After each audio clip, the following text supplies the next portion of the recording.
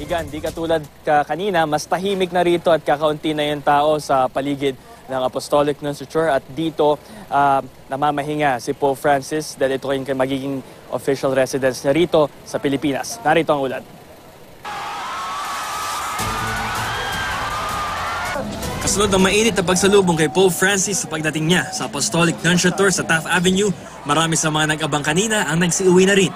Pero may ilan pa rin naiwan kahit inaasahang sa mga oras na ito, nagpapahinga na si Pope Francis. Nang tumuloy rin sa Apostolic Nunciature si nooy Pope John Paul II noong 1995, nasurpresa ang marami nang dumungaw siya mula sa balkonahe nito. Sa Apostolic Nunciature na nagsisilbing embahada ng Vatican sa bansa, tumira si St. John Paul II. Gayon din si Pope Paul VI nang bumisita sila rito sa bansa. Tulad nila, ito rin ang magsisilbing official residence ni Pope Francis habang nasa bansa. Dahil nasa Apostolic Nunciature na ang Santo Papa, nilisan na ng mga tao ang ruta ng Papal Motorcade matapos dumaan si Pope Francis. Dahil sabay-sabay na nag-alisan, bumigat ang daloy ng traffic sa ilang parte ng ruta tulad sa Rojas Boulevard.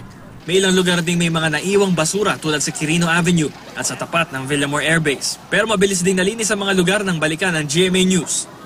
Sa kabuuan, masaya raw si Pope Francis sa pagsalubong ng mga Pilipino, bagamat hindi na siya namataan ng publiko matapos pumasok sa Apostolic Nunciature.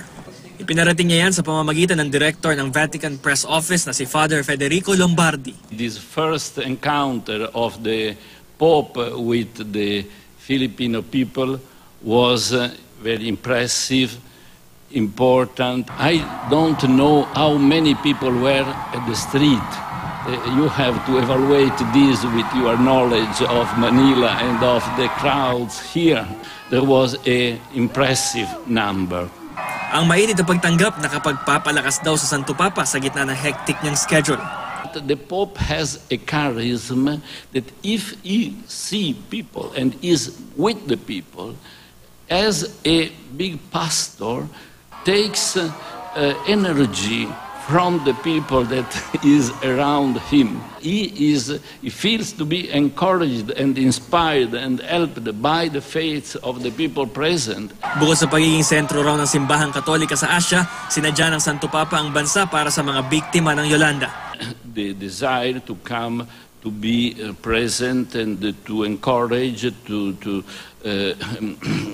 to help spiritually and with his encouragement all the people that have suffered and suffer still from this great disaster. At kaugnay sa bagyong Amang na nagbabantang makaapekto sa mga aktibidad ni Pope Francis lalo sa Leyte. We will sit on Sunday.